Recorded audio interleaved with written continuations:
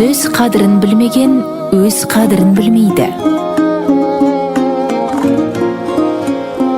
Сөздердің мәні, мағынасы, астары, шығу төркіні оңғар құралдың сөз киесі хабарында. Сөз киесі хабарында.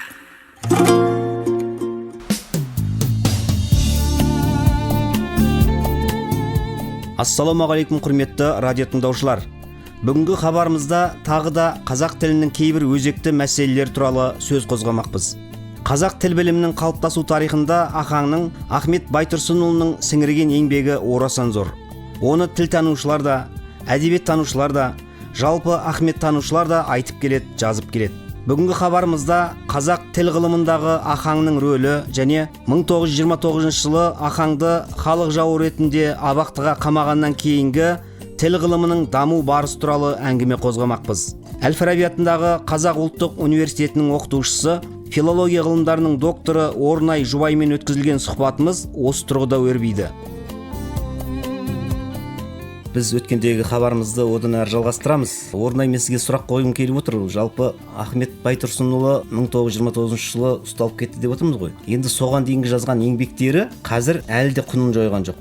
Және сол жазған еңбектерін ары қарай біз дамытып, тағы да осы заманға ыңғайлап, керек жерлерін біз әлі де пайдалануымыз керек деп ойлаймын. Оны өздеріңіз сияқты ғалымдар атсалысып жатыр. Бірақ дегенмен жаңағы айтып жатырсыз ғой, 29 жылдан кейінгі зерттеушілер сол Ахаң салған жолды сәл өзгертіп, басқа бағытқа қарай бұрмалады деп жатырсыз. Енді осыған не себеп? Мысалы, Ахаң егер дұрыс айтқан болса, неге ол жүйе ережелері өзгерді, бұрмаланды? Бұл енді шыны керек орталық комитеттің тапсырмасымен болды. Мысалы, Құдайберген Жұбановтың сол кездегі жазбаларын оқысаңыздар, бізде қазақ даласында мынау жазу ауыстыруға үлкен талас болды ғой. Ахмет Байтұрсын әрине араб жазуы. Араб жазу болғанда ол қазақ жазуы деп атады, себебі ол араб жазуындағы бас артық әріптерді алып тастады. Араб жазуында жоқ қазақ тіліне ғана тән дыбыстарды енгізді, әріптерді енгізді. Мысалы, араб жазуында 3 қана дауысты бар, а, и, у, ал қазақ тілінде 9 дауысты бар, төл дауысты. Ахмет Байтұрсын өзінің еңбектерін соның бәрін жүйелеп керемет қылып жасады. Және оны Ахмет Байтұрсын өзі де айтады. Біздің жазуымызбен емлемізде бүкіл Европа, бүкіл Америка тең келе алмайды дейді. Біздікі бұл керемет жазу, керемет емле дейді. Ал қазір біздің орфографиялық сөздігімізде қате өріп жүр. Оның себебі біз жүйеміз сақтай алмай қалдық. Ал 29 жылдан бастап 2-4 маусым аралығында Қызылордада конференция болады. Осы ғылыми орфографиялық конференция. Оның алдында еңбекші қазақ, енді ол кезде егемен Қазақстанның бұрынғы аты ғой. Еңбекші қазақ газетінде бүкіл бәріне ашық хат жарияланады. Емлеге қатысты, мына латын жазуына көшуге байланысты кімнің қандай ұсыныстары бар, мына пікірлер бар, соларды жіберіңіздер деп. Сол кезде бірнеше пікір болады. Соның ішінде Ахмет Байтұрсын да өзінің пікірін білдіреді. Үлкен болып шығады. Еңбекші қазақ газетінің 27 наурыздағы санында шығады. Емле туралы деген мақаласы. Оның өзінде қысқартылып алынды деп тұрды. Осы емле туралы мақаласында Байтұрсын керемет неларды айтады. Бұрынғы жазу, қазіргі жазу және сөз басына ереже жасауға болмайды. Қазір мына жағдайлар бұрмаланып жатыр. Бұрын осылай болған, мынау сақталу керек деп керемет алып келеді. Біздің тіліміз дыбыс жүйесінше әрине бізде морфологиялық принцип бар дейді. Бірақ ол негізгі дені бізде дыбыс жүйесінше. Сондықтан біз дыбыс жүйесінше деп айтамыз. Бәрін дәлелдеп береді. Өз ол кезде Абай университетінде Каспий қазақтың тұңғыш университеті сонда профессор болып жүреді. Сол 2-4 маусымда конференция қатысу үшін Қызылордаға келеді. Келгенде пойыздан бірден оны ұстап алып кетеді. Одан Мәскеудің Бутырка түрмесінде, одан Архангельскіге жер аударып жібереді. Ол 29 конференция ол қолдан ұйымдастырылады. Ол конференцияда Елдес Омаров пен Қошмұхаммед Кемеңгерұлы ғана қатыса алады, алаш зиялыларынан. Сонда қатысқанда Елдес Омаров комиссияның құрамында болады. Ана жерде Юдайхин, Шмид, Гаврилов, Құдайберген Жұбанов болады, Телжан Шонанов, небір марғасқалар болады. Сонда әсіресе Юдайхин қатты бұрмалайды. Қазақтың мына терминдерін орыс тілінде қалай тұр солай келу керек деп бүйректен сирақ шығарып көп нәрсені құртады, білдіреді. Сонда Елдес Омаров шырылдайды Қошмұхаммед Кемеңгерұлы осыншама шырылдайды. Жоқ, болмайды. Қазақтың жүйесі бойынша былай. Енді қазақ білімпаздарының тұңғыш съезінде 1924 жылы Елдес Омаров терминге қатысты мәселенде, емлеге қатысты мәселенде Елдес Омаров баяндама жасады ғой. Бұл жерде ол соншама шырылдайды. Мынау дұрыс емес, мынау бұрмаланды. Ең соңында барлығы бұрмаланып кеткеннен кейін Елдес Омаров пен Қошмұхаммед Кемеңгеров орындарынан тұрып кетіп қалады. Официально ушли дейді. Кәдімгі орындарынан тұрып ресми түрде қарсылық білдіріп кетіп қалады. Себебі өздері айтады, дымын қалдырмадыңдар, тілдің дымын қалдырмадыңдар. Сонда мына Байтұрсындың ұсталып кетуі, мыналардың соншама сөзін ешкім санатқа алмай қою қолдан ұйымдастырылып отқан нәрсе де европоцентризмнің басы. Және сосын сол үшін бірнеше жауап беруге тура келеді. Тергеуде қайта жауап береді. Сонда Қошмұхаммед Кемеңгерұлы айтады, мен ол комиссияның құрамында болған жоқпын, өз еркіммен қатысып отқам, сондықтан кетіп қалдым дейді. Ал Елдес Омаров айтады, бүкіл қазақ тілдің заңдылығы бұрмаланып кеткеннен кейін амал жоқ кетіп қалдым дейді. Яғни олар сол конференцияда тілдің заңдылығы бұрмалаған анық көрсетіп тұрды. Ал енді 33 жылда мемлекет терминкөнің бюллетенінде Құдайберген Жұбанов мойындап жазады. 29 конференцияның тілімізге келтірген зияны көп болды. Бір ғана коммунист деген сөздің өзін 16 түрлі жазып жүрміз дейді. Оған дейін кейде біздерде айтады, фонетикалық принципке көшу болмайды, фонетикалық принцип дұрыс емес, дыбыс жүйесінше жазу дұрыс емес, әркім әртүрліше жазып кетеді. Жоқ, бұлар дистрибуцияны керемет білгенде. Ахмет Байтұрсынұлы елде сомар алаш зиялылары дыбыстардың тіркесімін жақсы білгенде. Қошмұхаммед Кемеңгерұлы дауыссыз дифтонг деп айтады. Сол конференцияда біздің қазақ тілінде үнді дауыссыз бен қатаң дауыссыз тіркесе алады дейді. Мысалы қант, жалт, жұлт деген сияқты, қарт дегенде. Ал енді басқаша тіркесе алмайды дейді. Сондықтан араларына дыбыс кіру керек дейді. Мысалы трактор дегенде олар т р-мен жазбаған, трактор. Метр дегенде т-дан кейін р үндімен қатаң келгенмен, керісінше қатаң мен үнді қатар келе алмайды. Яғни тек қана бір ғана заңдылық бар бізде, үндімен қатаң, басқаша жоқ. Сонда метр, театр дегеннің бәрін метр, театр, мен мен жазған. Сосын екі дауысты қатар келе алмайды. Осының барлығын дәлелдеп керемет қылып көрсетеді. Бірақ конференция қабылдамайды. Соңында тезистерді мақұлдаған кезде бәрі қол көтеріп отырады. Сонда Елдес Омаров шырылдайды. Ең болмағанда тезис не туралы екенін айтыңдаршы дейді. Қандай тезиске бұлар мақұлдап отырғанын білсінші дейді. Жоқ, 14-те 1 кім қарсы? Елдес қарсы, 14-те 2 кім қарсы? Елдес қарсы, бәріне Елдес қарсы. Сонымен сол конференция өтеді. Содан кейін тілімізде бұрмалау пайда болады. Әрине 29-шы жылы латынға көшетін кезде бізде қатты бұрмалау жүрді. Ал енді 29-дан бастап Ахмет Байтұрсын салып кетті ғой. Болды. Одан кейін кезінде 1927-28 жылдар Ахмет Байтұрсын таза ғылыми мақалаларын, сол кездегі жаңа мектеп журнал, қазір Қазақстан мектебі, сол журналдарға таза ғылыми әдістемелік мақалаларын жариялаған үшін Молдағали Жолдыбаев қудаланады. Байтұрсыновтың бүкіл еңбектері жоққа шығарылды. Тіпті Құдайберген Жұбановтарға тапсырмай беріледі. Байтұрсыновтың терминдерін ауыстырып жіберу. Соған байланысты Құдайберген Жұбанов жұрнақ деудің орнына істеу дейді, реттік дегеннің орнына есептік дейді, есептік дегеннің орнына реттік дейді. Амал жоқ. Және Құдайберген Жұбановтың өзінің айтатыны бар. Орталық комитеттің тоқпағы болмағанда біз төте жазудан ешқашан ажырамас едік дейді. Орталық комитеттің тоқпағы қатты болды дейді. Яғни бұл жерде тек қана тіл білімінің емес, бүкіл қазақ ғылымына балта шабылады. Біздер Елдес Омаровтың архивтен тауып 33 жылы жазған екен, синтаксис жаттықтырғыш деген керемет кітап болған екен.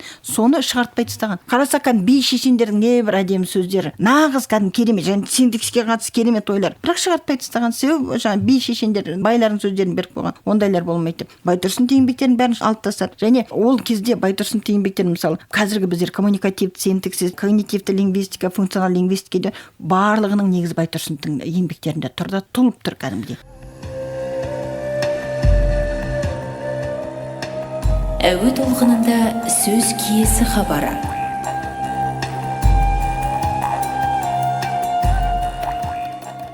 Сол кездерде егер бұрмалаушылық болмаса, біздің тіліміз жағы трактор демекші, соның қазақы әуенмен айтылатын сондай жүйесі қалыптасатын еді ғой. Ахмет Байтұрсынов айтады, біздің тіліміз әуезді тіл дейді. Және айтады, сөздің әуезділігін келтіретін дауысты дыбыстар дейді. Дауыссыз дыбыстар әуезділікті бұзады дейді. Сосын мысалы ана шанышқы мен шамал деген сөзді екеуін салыстырады да, қайсы әуезді дейді? Шамалы әуезді дейді. Себебі бір дауыссыз, бір дауысты, бір дауыссыз. А шанышқы деген әуезсіз дейді. Және айтады, тілге, сөзге әуезділік үстейтін ол дауысты дыбыстар дейді. Бірақ ана о, деген қысаң дауыстылар әуездікті кішкене нұқсан келтіреді дейді. Ал ашық дауыстылар әуезділікті керемет келтіреді. Соны қазір енден айтып отыр, Еуропа ғылымында енден айтып отыр. Ал Байтұрсын 20-шы ғасырдың басында айтып кеткен. Яғни өте дұрыс айтып отырсыз. Егер сол кезде біздің алаш арыстары қуғындалмағанда, сол кезде олар атылмағанда, сол кезде тосқауыл қойылмағанда, біздің ғылымымыз керемет дамырады. Ол қай жағынан солай. Және Ғабит Мүсіреповтің естеліктерінде Ахмет Байтұрсын Архангельскіден жер аударылып Горький мен Пешкованың көмегімен қайтып елге келеді ғой. Сонда қолжазба алып келген дейді. Мына әдебиет танытқыш сияқты, тіл танытқыш деген керемет қолжазба алып келген дейді. Бірақ Байтұрсын о бастан өзінің атылатынын білді ғой. Мен атылам, бұлар менің соңымнан қалмайды деп басқа қасындағы серіктеріне беріп, ол тағы да сол өз басына күн түсқанда басқаларға беріп, сөйтіп сол қолжазба әлі күнге табылмай келатыр.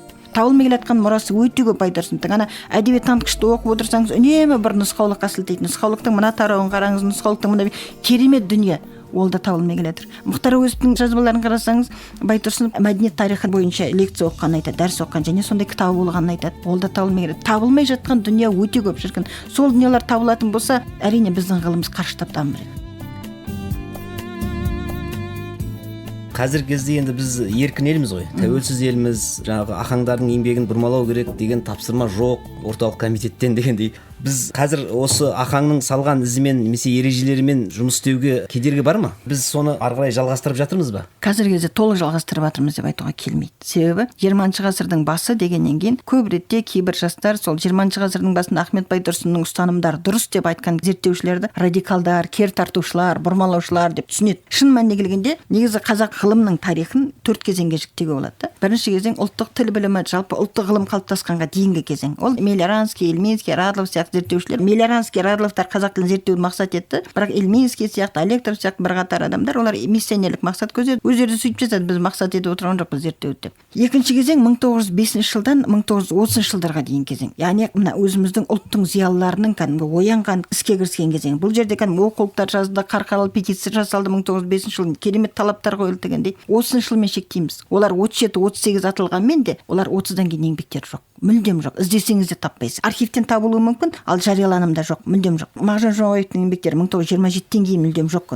қуғынды алып кеткен. Енді 30-дан 88-ден шартты түрде ол кезде еңбектердің бәрін жоққа шығару керек деп айта алмаймыз. Бірақ 30-дан 88 жылға дейін негізінен орыс тілінің үлгісімен кетіп қалдық. 30 жылдардан бастап қазақ тілінде мысалы Байтұрсын 15 ай деді ма? Жоқ. 30 жылдардан бастап 4 ай. Орыс тілінде 4 ай ма? Қазақ тілінде 4 ай. Орыс тілінде 4 етіс па? Қазақ тілінде 4 етіс. Ахмет Байтұрсын салт сабақтылықты етістің құрамында қарастырып, шындығында етістің құрамында болуға тиіс. Етіс дегеніміз объект мен субъектінің арақатынасын білдіреді. Сабақты етіс деген объектіні керек етеді, салт етіс объектіні керек етпейді. Яғни етіске тікелей кіріп тұр. Бірақ переходный, непереходный глаголы орыс тілі білімінде олар етістің құрамында қарастырылмайды, қазақ тілінде де солай болды. Сол сияқты мысалы ана өздік есімдік, Байтұрсын еңбектерінде өздік есімдік деген жоқ. Оларда танықтық, анықтық, яғни анықтау категориясы, категория определенность, қазір функционал грамматикада керемет жаңалық. Байтұрсын еңбектерінде есімдіктер солай жіктейді. Ал қазір жоқ. Біз оның бәрін алып тастадық. Болымсыздық, белгісіздік, өздік есімдігі дегенді шығарып алдық. Өздік есімдік бір ғана сөз, ол категория бола алмайды. Яғни Байтұрсын сол заманның өзінде категория қалай болу керек, не болу біліп тұр. Ал біздер Исаевтың еңбектерін керемет жазылған категория болудың шарттары. Біздер қазір шыны керек оны орыс тілінің жүйесімен кетіп бара жатырмыз. Орыс тілінің жүйесімен кетіп қалдық. Енді шыны керек мына академик Рабиға апайдың еңбектерінен бастап Байтұрсындың бүкіл мұраларын жинақтады, шығарды дегендей. Одан кейін профессор Айгүл Смақова 6 томдығын шығаруға мұрындық болып бастан аяқ басағасында болып шығарып, Райхан Имағанбетова бар. Сол кісілердің арқасында 6 томдық шықты. Бірақ әзірге тек шықты. Ары қарай тағы да жалғастыруымыз керек. Енді сол Байтұрсындың ұстанымдарын сыналып кіргізуіміз керек. Мына бұрмаланған жерлерді кіргізуіміз керек, дұрыстауымыз керек. Біз 2017 жылы Ахмет Байтұрсынның тілтанымдық мұрасы деген атпен Ахмет Байтұрсынның өлеңдері, мысалдары не емес, тек қана тілге қатысты мұрасын үлкен кітап қылып шығардық. Ол жерде мысалы тіл құралдарды шығарғанда дыбыс жүйесі, сөз жүйесі, сөйлем жүйесі дегенде бір кітап шығара бермеген, жетілдіріп толықтырып отырған. Біз сол тілтанымдық мұра дегенде соларды жетілдіріп толықтырған нұсқаларын бәрін енгіздік. Сосын әдебиеттанытқышта да енгіздік, себебі әдебиеттанытқышта тілге қатысты көп дүние бар. Бұл тек қана жариялау ол түк емес.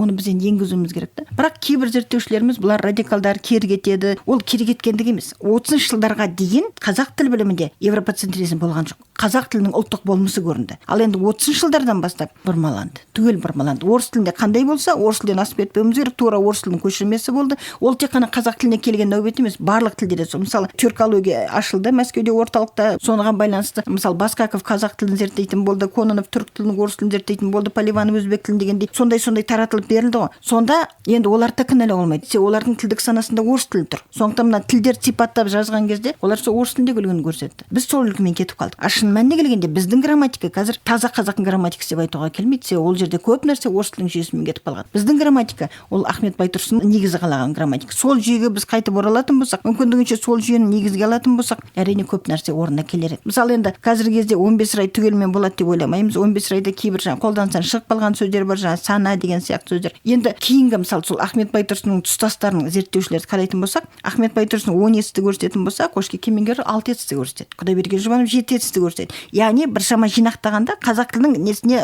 нұқсан келмейтіндей қылып жинақтаған. Мүмкін солай өзіміздің ұлттық болмысқа сәйкестендіре отырып реттеуге болар еді. Егер Байтұрсындың жаңа тіл танытқыш табылатын болса, мүмкін оның өзінде Байтұрсын кейбір нәрселерге басқаша қараған шығар. Сондықтан бізде түгендеу бар, біз әлі түгендеп болған жоқпыз Байтұрсындың мұрасын, және оны ары қарай іске қосу бар. Біздер қазір қазақ грамматикасы деп жүргеніміз көп ретте таза ұлттық грамматика емес. Ахаңның еңбектері әлі түгенделіп біткен жоқ. Табылған еңбектерді ғылыми айналымға енгізудің өзі де аса оңайға соқпайтын дүние екендігінде білдік. Дегенмен ұлттық болмысымызға қайта оралуымыз керек деп есептейтін болсақ, Ахаңның Ахмет Байтұрсынұлының қалыптастырған ұстанымдарын басшылыққа алу парыз деп санаймыз. Осымен сөз киесі хабарын аяқтаймыз. Хабарға Әл-Фараби атындағы Қазақ ұлттық университетінің оқытушысы, филология ғылымдарының докторы Орнай Жұбай қатысып, қазақ тілінің кейбір өзекті мәселелер туралы ойларын ортаға салды. Хабарды әзірлеп жүргізген Оңғар Құрал, музыкамен көркемдеген Ағзер Қазыбек қызы. Әуе толқында келесі кездескенше сау сәлемет болыңыздар.